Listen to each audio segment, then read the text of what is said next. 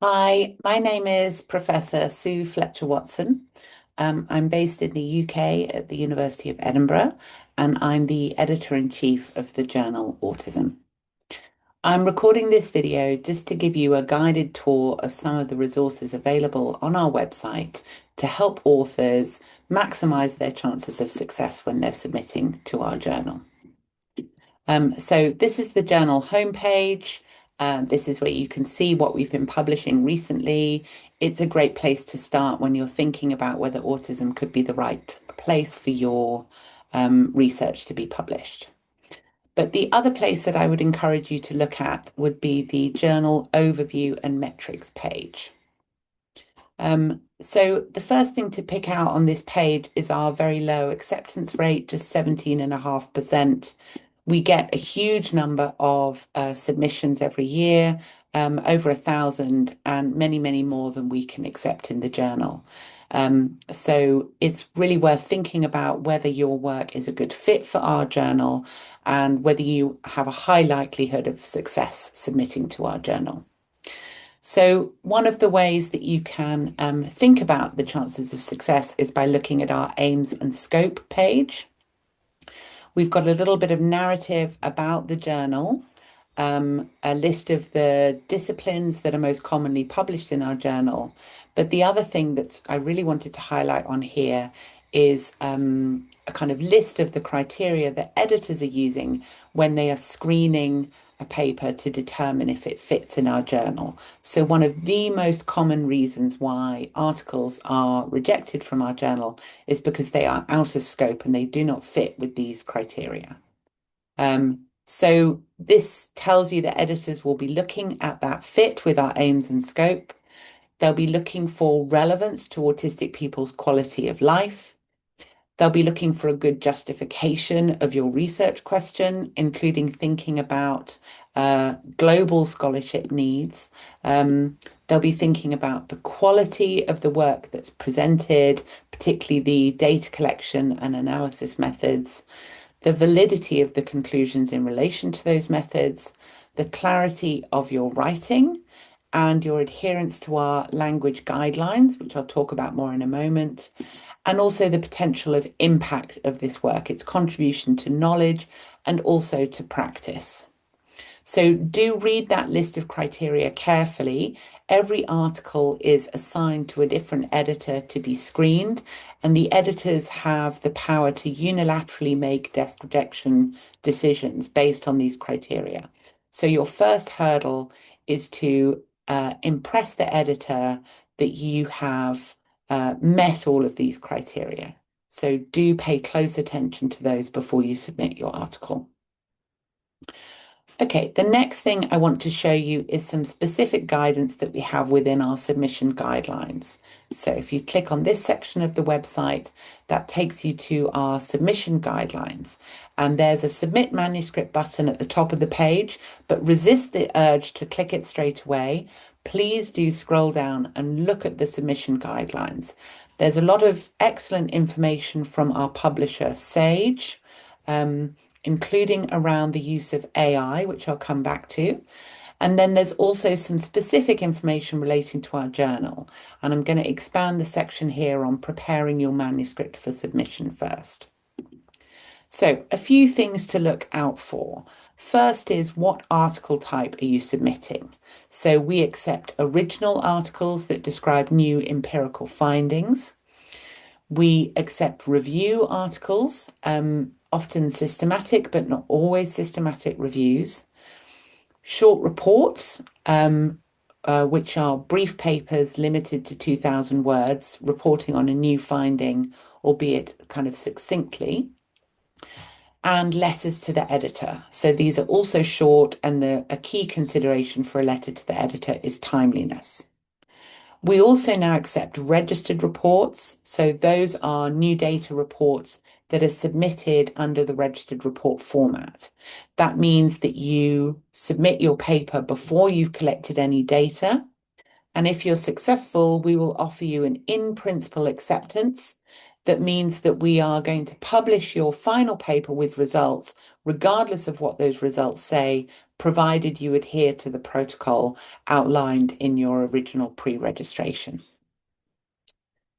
Okay, so those are the article types that we accept. The next thing I wanted to flag is some journal-specific content guidance. So we've created these pieces of guidance to try and help people understand what's important to us as a journal in terms of how you report your research. So there is a language guide for talking about autism and autistic people. We do not specify that there's only one form of language that is permitted or not in terms of things like person first or identity first language, but we do expect people to thoughtfully consider the language that they're using and provide rationalization and justification for their language choices.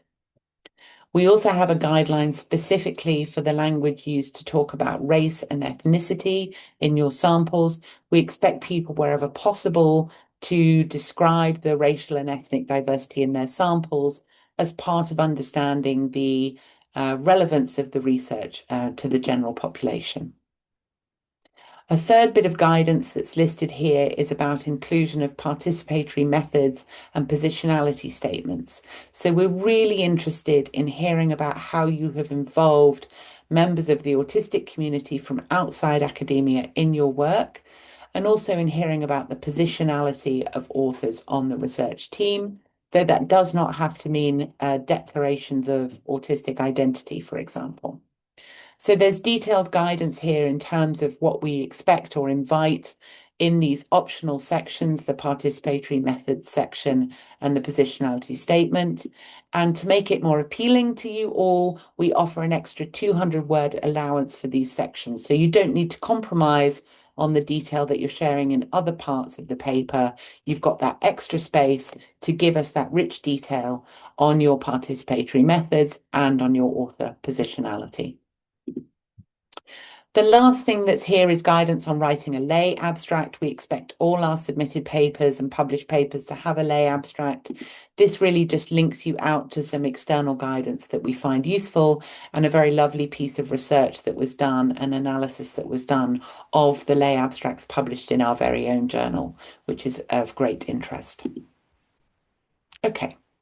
So we've talked about article types, we've talked about some journal-specific content guidance. I also just wanted to mention something about reporting guidelines. So we aim to provide a really high-quality reporting journal for clinical trials.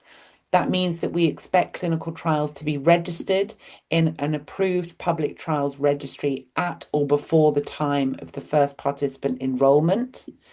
And we expect the trial registry name, the URL, and the registration number to be reported in the paper, including at the end of the abstract.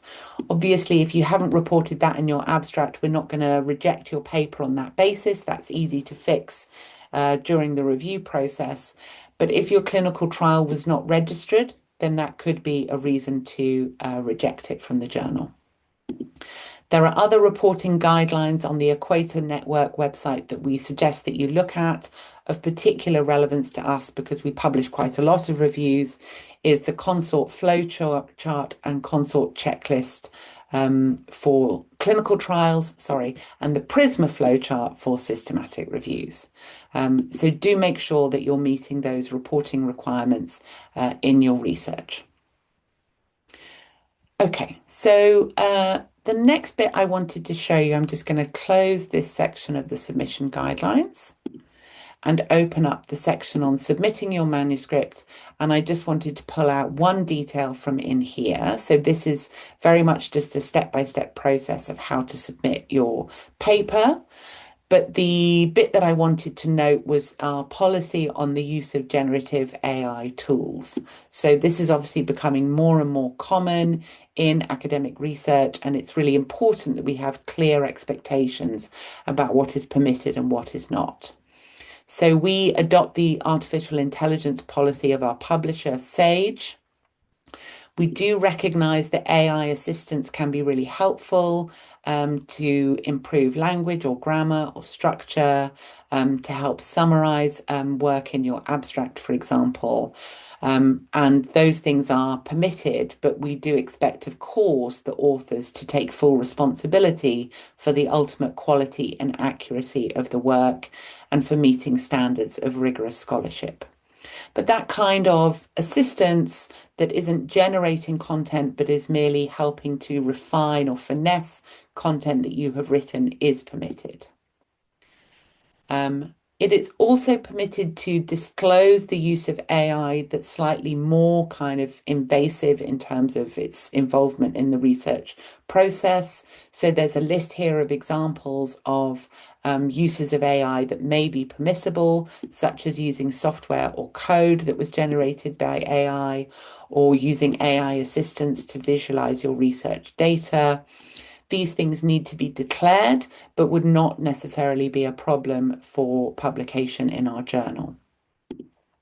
And then there are other forms of use of AI that are prohibited in relation to articles that we would publish. So any generation of incorrect text or content, any analysis of qualitative data using generative AI, any interviews with Gen AI tools in lieu of real human participants, AI generated images that are presented as unique or novel images, for example. And I should also flag, even though this is a video for authors, that we would also disallow and strongly disapprove of any use of generative AI tools in the process of peer review.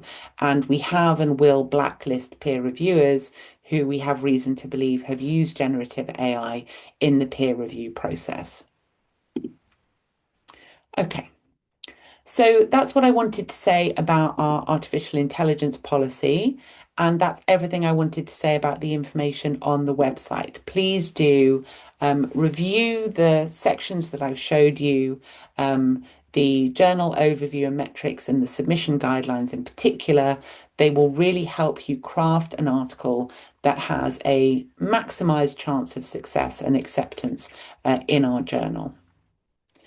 So just to let you know what happens when you have clicked the submit manuscript button and submitted your manuscript, your paper will be assigned to an editor who will do a review of the article looking for its fit with our journal scope and its quality against those criteria that I showed you earlier. I'll just bring them back up again here in the aims and scope section. So the editor will use these criteria to screen your article. If they feel that your article doesn't meet those quality or scope criteria, they will reject the article, or they may recommend that it is referred to another SAGE journal if they think that the methodological quality is there, but the fit with our journal scope is perhaps not so strong.